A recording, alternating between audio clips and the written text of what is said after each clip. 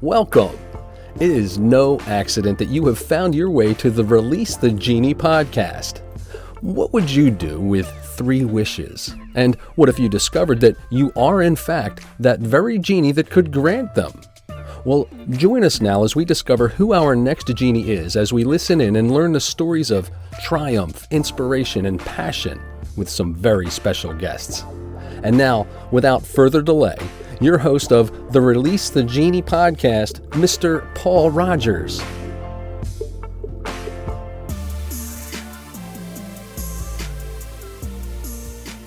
So good morning, good afternoon, good evening from wherever you're tuning in from. We've got a complete titan on our hands today. We have maybe an overqualified genie, the wonderful Eldin Hasa. This guy, I'm just going to tell you what he does before breakfast. So he's 11-year experience helping people transform their relationships. He's a success coach, leadership. He's no stranger to being an entrepreneur and an investor himself. He has a fantastic podcast called The Human Experience, which is all about positivity and transforming your life.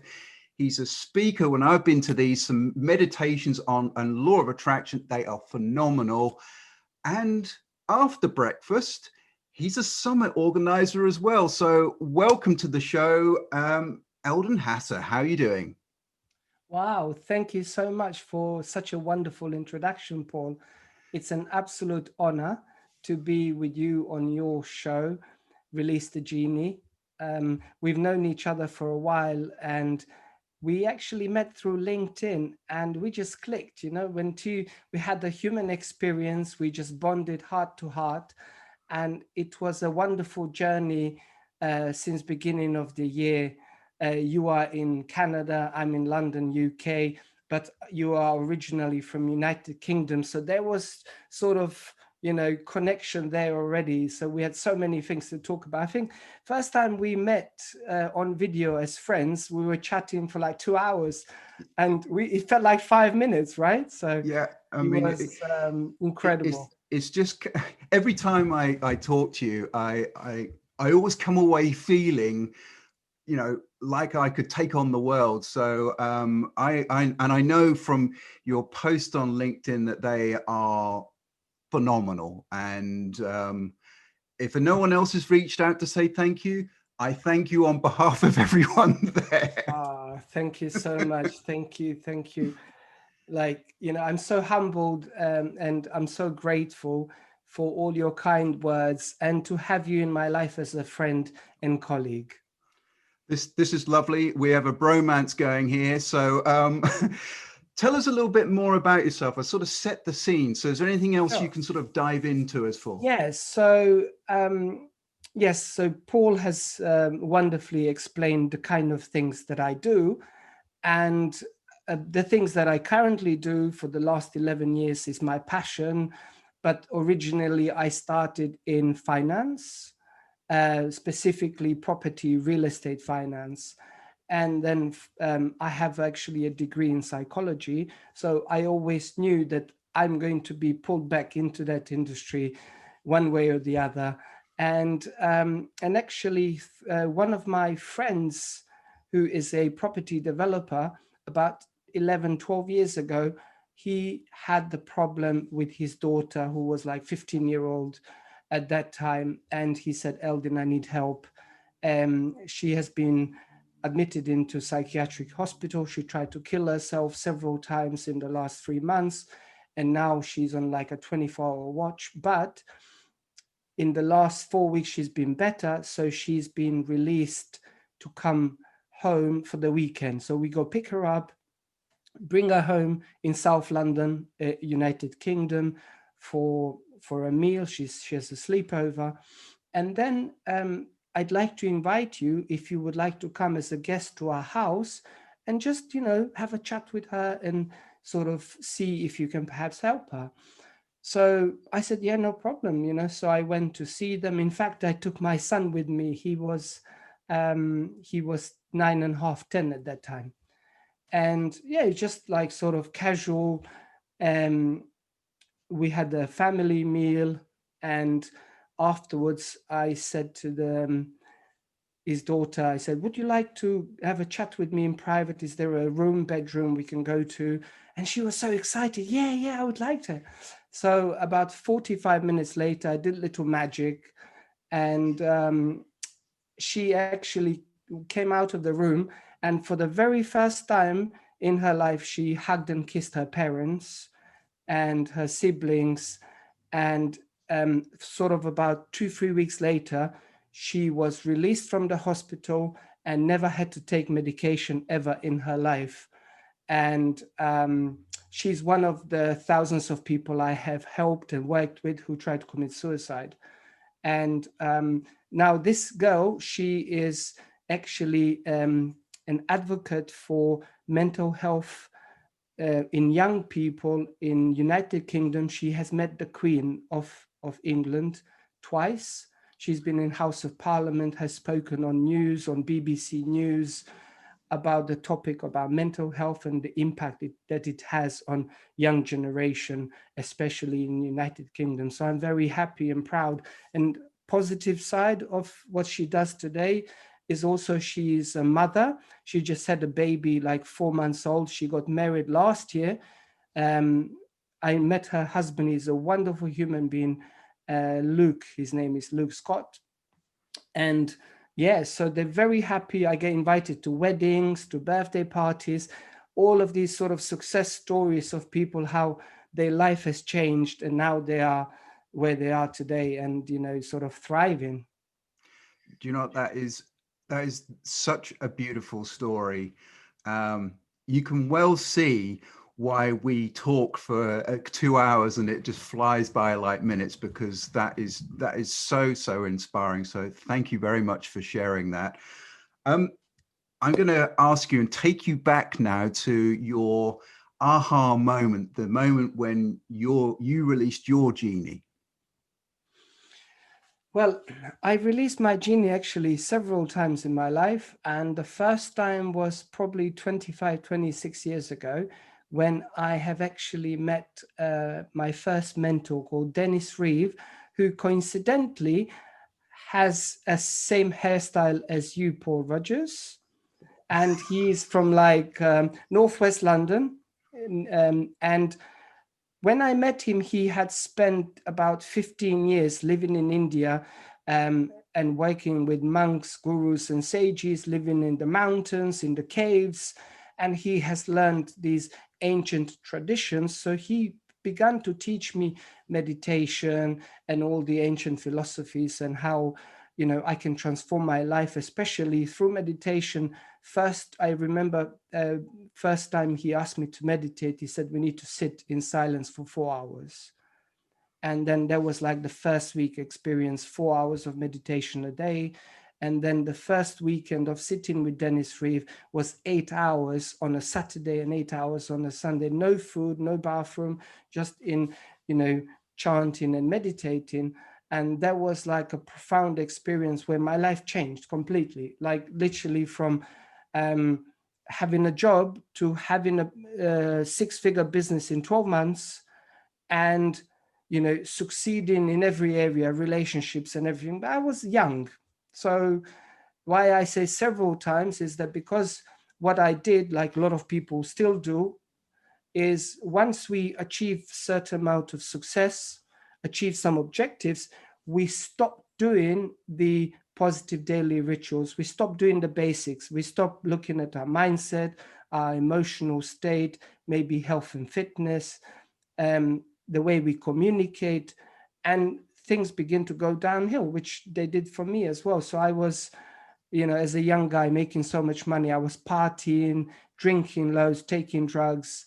And so my bank account depleted. So I was like, what the hell is going on? I was looking at blaming external factors for my shortcomings. But then I realized I've actually had experienced teachings from other mentors and gurus and coaches after Dennis Reeve. And all of them had the one thing in common. They said, well, what are your habits? What are your patterns? And I was like, I know all of this, but why? it's like a common knowledge, but not common practice. And I was guilty of that as well, as many people out there are. The moment it's sort of like, that's why yo-yo dieting, we lose certain amount of weight and then we stop eating healthy, we stop exercising, and we gain it back, maybe even more. And it's kind of like with every area of our life, it's not just sort of for a short period of time to achieve an objective. It's, I think Zig Ziglar said it, motivation is like bathing, recommended daily. So, it's like you got to do all these rituals, which gives you a positive impact on your mindset, on your emotional state, on your well-being, on your health and fitness, the way you communicate, the way you show up in the world, the way you show up in the relationships, in your business, in your career. You have to do stuff every day. It's not just you do sometimes, some of the times, you do all the time. And then I didn't learn the lesson that time. I went on to sort of change my life. I improved. Then again happened, and I had financial issues and so many other issues. But then 2009, as no fault of mine, I had a trauma in relationship, which my ex-partner had a 5-year affair, and she actually gave birth to a child which wasn't my biological son. So officially I had two children, but one is my biological. That's why I don't even mention the other boy. And so for 2 years, I was nurturing from 2007 to 2009. I was nurturing this boy called Ernest, which wasn't my biological son, changing his nappy, being his father, only to find out that my ex had an affair. And that sort of, impacted me tremendously in so many ways. But most importantly, I had a nervous breakdown. So even though I was financially stable, I had a lot of successes, as the society call it success, but also I was feeling great. I was exercising, I was healthy, and my mindset was great. I was meditating 2-3 hours every day, doing all my positive rituals. But when this came into my life, just turned my life upside down. And I had basically my body went into shutdown mode. I went to the hospital, stayed there for 2 nights for observation, and they said, yeah, you need to do something, because from the severe stress over the period of 2 weeks, I didn't have body fat, but I lost 20 kilograms in body weight in 2 weeks. I was like a soldier coming from the war. There was just skin and bone and like black all over my face. And then from that moment on, I decided I have to go back to my positive daily rituals to, take control of my life, my health, my well-being. I went back to exercise slowly, like running, jogging, back to the gym. And all of this, when it had happened, it was very traumatizing, but I learned, a year, 2, 3, 5 years later, that it was a blessing. I've actually said, thank you, because you see, all of those traumas and all of those, they were like a stepping stones, and all of the mistakes I've made in my life, all the wins and losses have helped me to become who I am today. And where I am today in terms of relationships, I have a honeymoon period for the last 7.5 years with my wife. And we love each other more today than we did yesterday. So it's not like honeymoon period 3 months. We like honestly, my heart sings every single day. The moment I wake up, and we have the same greetings as though we just on a first date, the same interaction, deep, meaningful conversations. It's just so profound, undivided attention. And people say, well, how do you do it? Well, you've been doing it at the beginning of the relationship. You can do it today. But I do also add to, when people ask me, I say, well, first you have to be with a compatible partner. Yep. You have to be with the right person. Unfortunately, you can have the best methods and systems, and you have a great heart, you want to do something, create a magical relationship, but if it's not compatible partnership, it's not going to work. So if you already are with the compatible right partner, you can improve your relationship. Or if you are single looking to meet someone, you can learn what Paul and I teach through our seminars, webinars, through our books, articles, and you can then identify the ideal partner for yourself in order for you to experience this kind of relationship. I have clients who have been in sort of honeymoon period relationships for like 2 decades, 3 decades, and it's possible. Yeah, It's not, they don't talk about it, but it's possible. To be honest, I really get, and I mean, to be honest, that trauma would have actually, and I completely get the nervous breakdown, that would have floored people, period. So that mental internal strength to actually turn yourself back to what you were doing and the positive. And for me, it really resonates that everything has a lesson to be learned. And that's why you're able to pass on such great knowledge. There's a lot of people who do the academic side, and that's great, but your ground level, you're right in there in the trenches. Yeah. Wonderful. Well, look, I'm going to ask, because you already mentioned Zig Ziglar. Have you got another quote which really inspires and motivates you? Or yeah, there's another.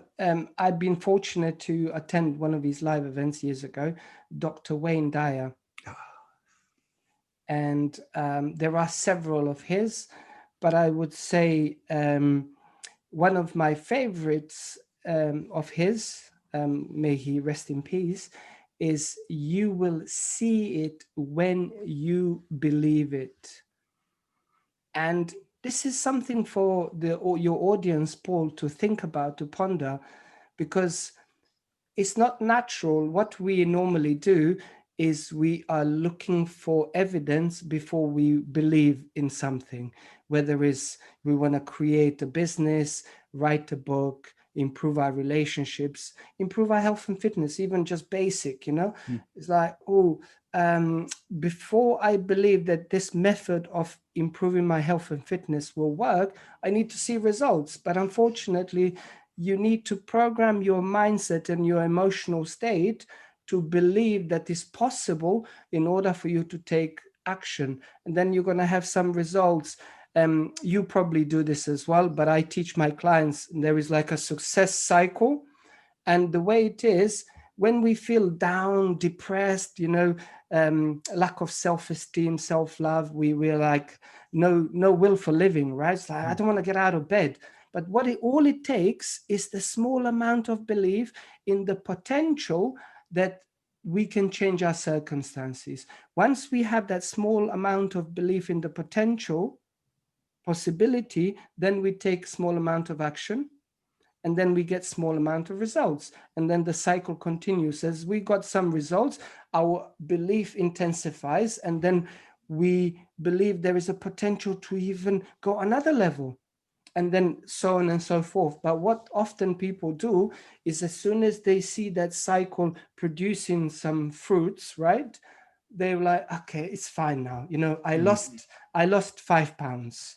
I feel better because I went to 2 yoga classes. I did meditation on a Sunday, and now it's Wednesday, and I still feel great. I'm sorry, meditating once for 5 minutes is not going to give you results you desire, or going to yoga classes. Yeah, I mean, it's kind of like when you want the beach body, so you go to the gym once and you work and you make yourself so damn sore that you can't walk. Yeah. And you're like, oh, I've arrived, and it's not like that. No, not at all. Not at all. Yeah, it's I love what I do, and I know you do as well. And like for people out there who find it very challenging globally with the current crisis, which has affected people's mindset, mental health, relationships, obviously financial, the economy, global economy has had an impact on people's finances. People have lost jobs. Maybe the business isn't as good as it used to be. All I can tell you is another quote, which is actually from the father of personal development, Jim Rohn, who was the mentor and the teacher to Tony Robbins. So if you've heard of Tony Robbins, look into Jim Rohn. So what he said, we do not get paid by the hour, we get paid for the value we bring to the hour. So try to find an hour, half an hour, 1 hour each and every day, especially first thing in the morning. Work on yourself. Try to bring this more value internally in your skill set, in your mindset, the way you communicate, what you can do. And also another thing he has said is that work on yourself more than you do on your job, on your business, on your career. So work on yourself more. And what will happen as you work on yourself more, whether you have a job in McDonald's, he said, if you take the trash out with a smile on your face, they're going to give you an extra $1 an hour just for smiling. So it's like the attitude, you're working on your belief system, on your attitude, on your character, there are so many aspects of who we are as human beings. So don't just sort of surrender to, okay, what I saw on the news, this is the reality. The reality is what we perceive with two things. One is personal experience, and two is our 5 human senses. There are insects and other birds and animals who can see 360. Just because we can't see 360 doesn't mean that's not their reality. The reality is only with 5 human senses, which is very, very limited. And especially if you consume negative content every day, your attention is on the dread, on lack, limitation, the economy, oh my God, the COVID, oh my God, we're going to die.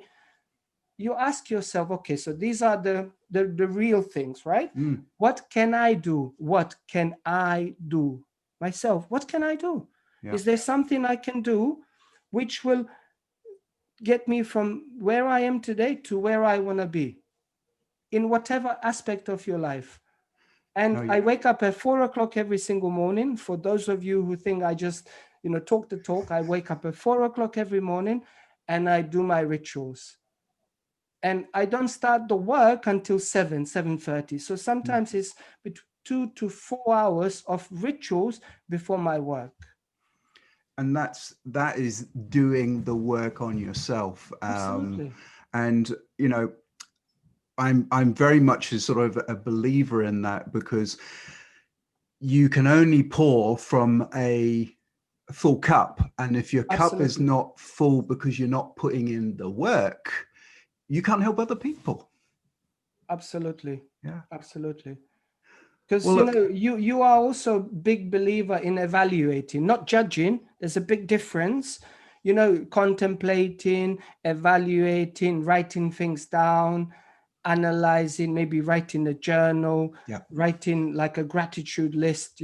All of these things are important, because then you are not because people live their life in their life, but the activities you and I do, Paul, are enabling us to be on our life, to sort of have a bird's eye view and to evaluate and say, okay, I've made some progress, but where can I improve? Where can I tweak? Yeah. But we don't judge ourselves. We know we're not perfect. We work in progress, right? No one is. But we don't judge ourselves. We don't say, oh, you're an idiot. Oh, how could you be so stupid? Oh my God, you're not worthy. We don't do any of those things. So I would say to your listeners and your viewers, watch your language. So what you say to yourself internally and externally has an impact on how you feel, on how you think, and also has an impact on the results that you create, that you manifest. So what's your language? Sagely advice, and it's very easy, seductive even, to actually get into that habit. So wonderful, wonderful stuff. We're going to come to the second part of the show now, which is my favorite part. I get to ask the almighty Genie for 3 wishes. Oh my God, I kind of think I've already got my values anyway, so I'm going to go ahead anyway. My first wish is, what was the best advice you've ever received in your life? The best advice I've ever received in my life. That's a very, very good question. That's a very, very good question. I would say meditate. Mm-hmm. That's the probably best advice, because it's very subjective to me. No matter what happens externally, I've been told to meditate. And even when I had certain troubles in my life that, if I describe them, it's going to take me too long. But long story short, there were troubles in my life where I hit a rock bottom, and my experience in my 3D was somewhat disadvantage. I was at a disadvantage. I lost everything, and I could sort of be in that state, or I could go internally and connect to the infinite creativity, where there's an infinite potential, and begin to experience the emotional state of the experience ahead of the time. So that's how I manifested a different life, different experiences so what I was being taught, one of the advice which relates to meditation is they said 85% of your success is achieved from your armchair, in silence, with your eyes closed. And at first I was like, well, I want to take action. To give me the method, give me the steps. How can I improve my finances? They said, meditate. How can I improve my relationship? Meditate. But I can't pay my rent. Meditate. I lost my job. Meditate. And I could not believe, but when I put it into practice, I found that there is tremendous power from connecting to profound inner self, higher self, whatever you want to call it. And from this place, you begin to see a reflection of what you have been experiencing internally, also in your visualizations. And the universe just begins to, it's almost like having a permanent Aladdin's lamp, and you rubbing it and you're getting the wishes fulfilled. Or there is a story from India, I think, coming. There is a tree which is sort of a wish fulfilling tree. And that's what I felt like. Once I surrendered and began to believe that it's possible, I was like, well, I have nothing to lose. I have nothing anyway. So I might as well sit and meditate, because the experience with my eyes closed is better than what I actually have. So, so I would say the meditation, definitely, it's probably number one still today in my life. That's incredible. Do you know what? This is kind of like when our conversations, we just kind of listen to each other on that. It's wonderful. I'm going to pin you there on the second wish now. What advice would you give your younger self?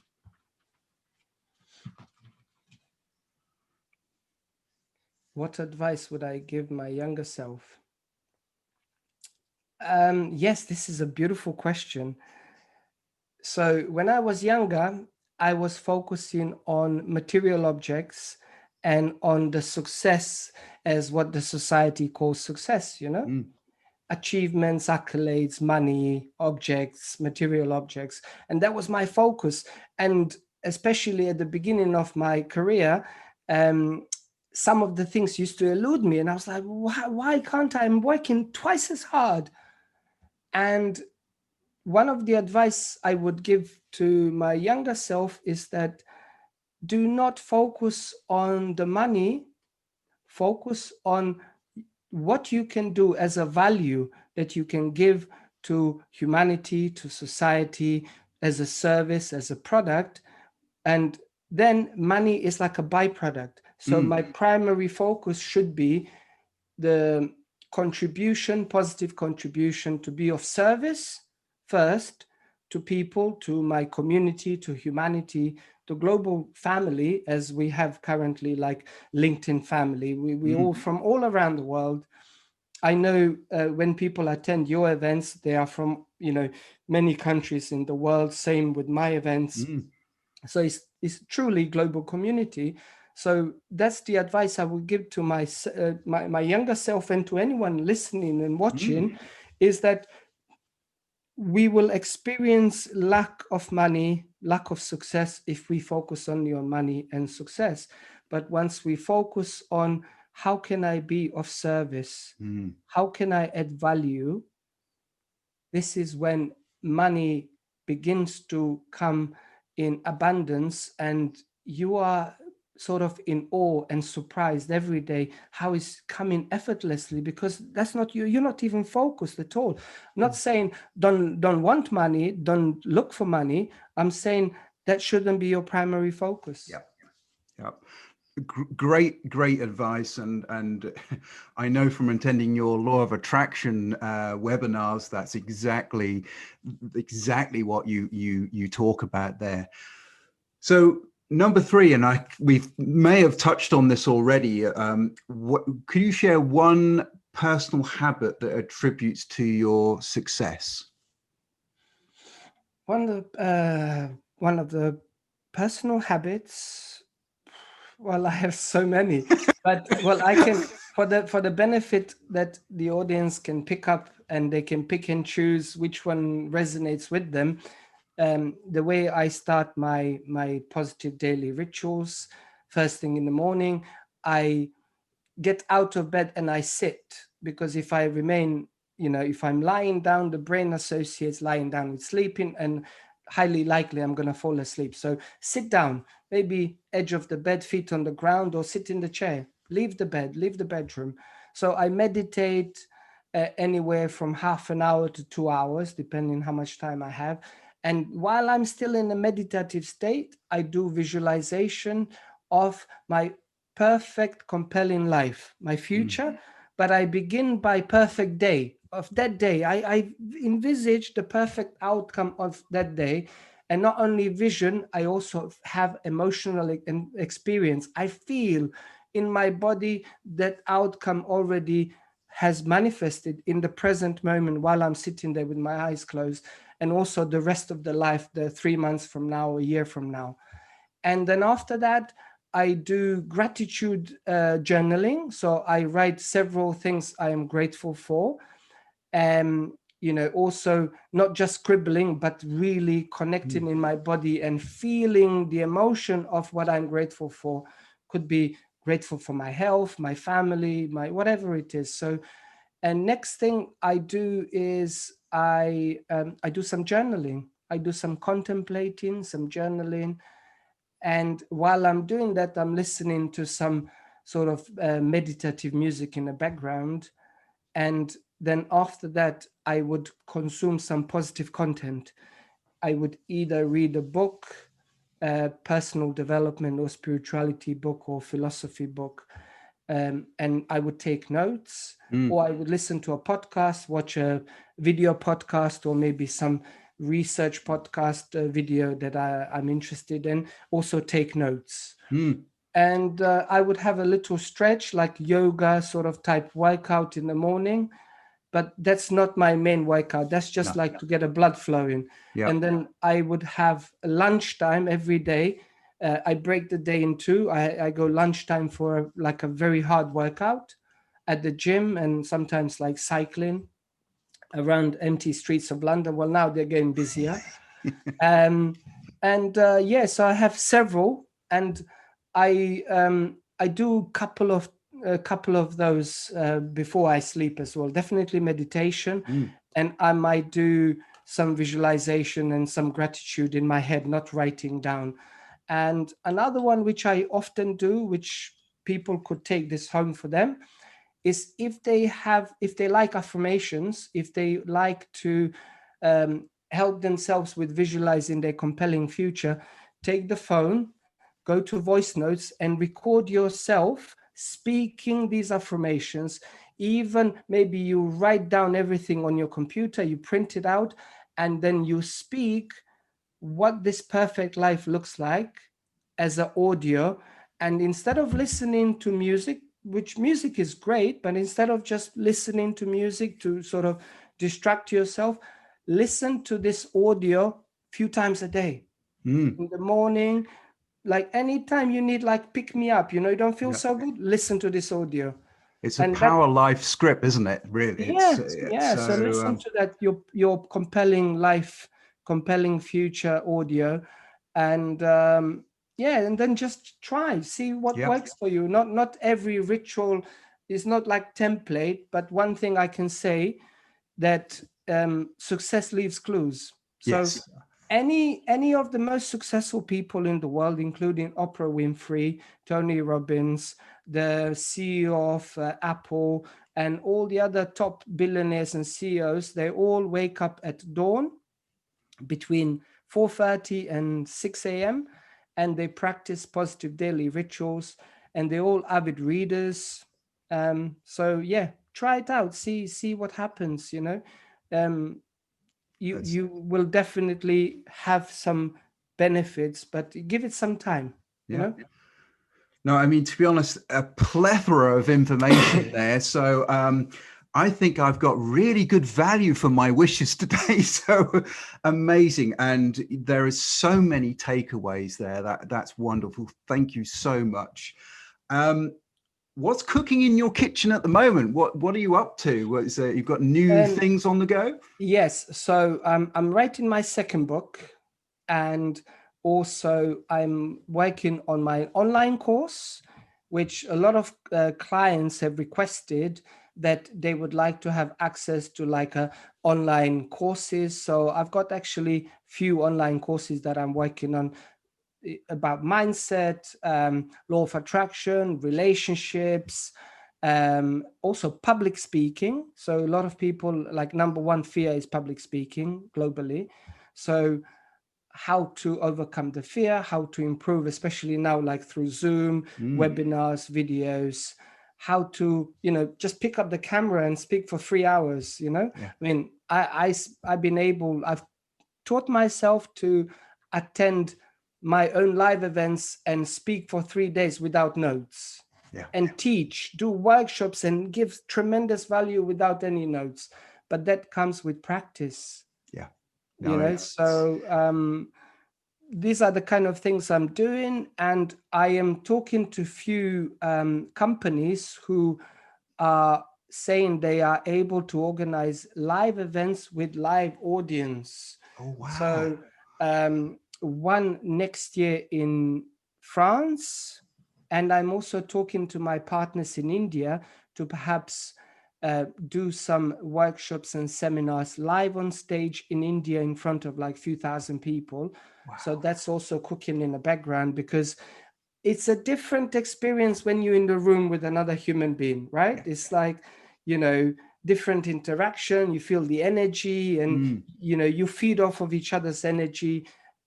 This is great. I'm grateful for the technology that we are able to, communicate via Zoom and other, platforms. But, it doesn't beat the face-to-face contact. It doesn't. No, it doesn't. So, and learning the Zoom etiquette was kind of fun as well. And it's not a substitute. It's just hopefully a small area where we can grow sort of, relationships, like, being able to organize things around the world. And I'm super, super happy that you've got these events in the pipeline. Awesome stuff. I'm going to finally ask you, is there a book that you would like to recommend? Because if you haven't got one, I've got one.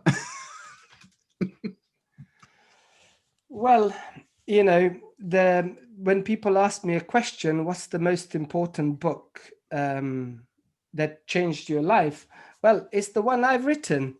So there you go. And we'll hold it up. So it's a double there 220 you go, huh? there, 2020. Yes. So for those of you who are interested, yes, the title is very catchy. Are we? The answer is we are not. So, you know, rest assured we are not. And it's like a step-by-step guide in how to thrive in life, how to have most amazing relationship first with oneself, focusing on self-love, self-confidence. And when you have built this foundation, then the relationship with your partner, your spouse, your intimate relationship. And also there is a chapter on how to have an amazing relationship with your children, and many other like guides and tools and rituals that step by step in how to apply, coming from so many places, from ancient philosophies, from science, from quantum physics, from neuroscience. So there is a lot of facts in there, not just sort of opinions and personal experiences, and many experiences also of my coaching clients, what they went through, what worked for them. So check it out. To be honest, I know it's one of the books I study, and you're absolutely right. It's condensing all of that knowledge into one simple place, and it's kind of written like we're talking now, which is, you know, very easy to access. So, you know, as I said, if you didn't have a book, I certainly did. So let's bring this to a close now. And where can we get hold of you? Because I know people are going to be chewing their hands off to find where they can get you. So walk us through where we can get hold of you, my friend. Yes, so I'm active on all social media platforms, and I would say the best one, and I'm sort of mostly active on LinkedIn. So my name, Eldin Hasa. And also, if you would like to find out more about my book, it's available on Amazon globally, paperback and Kindle. And hopefully before end of the year, audiobook will be available. My website is eldinhasa.com. So a lot of information there, a lot of free resources, free videos, free podcasts, free workshops, free webinars. So, you know, people like myself and Paul Rogers and people that we surround ourselves with, we do what we do to make a positive impact on humanity. This is why we get out of bed. So for this reason, yes, it's a business. We charge big money. People pay us thousands of dollars for our services. But at the same time, we create so many free resources to help people during these challenging times. So hop over to my website, eldinhasa.com.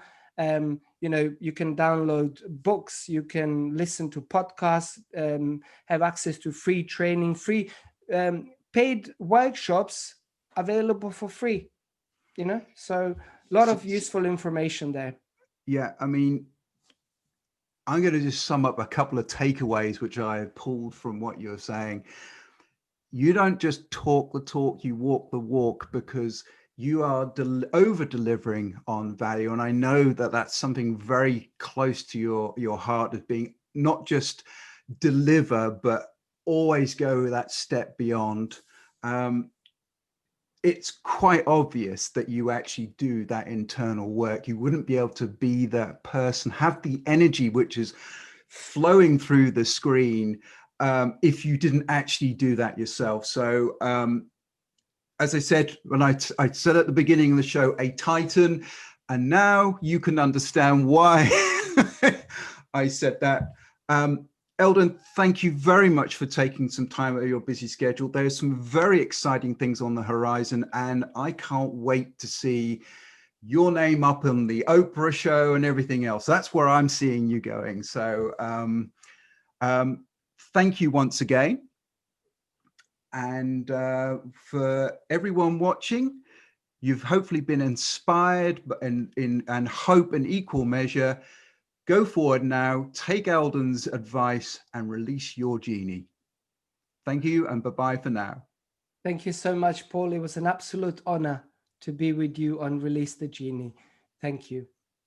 You're very welcome. See you next time, everyone. See you.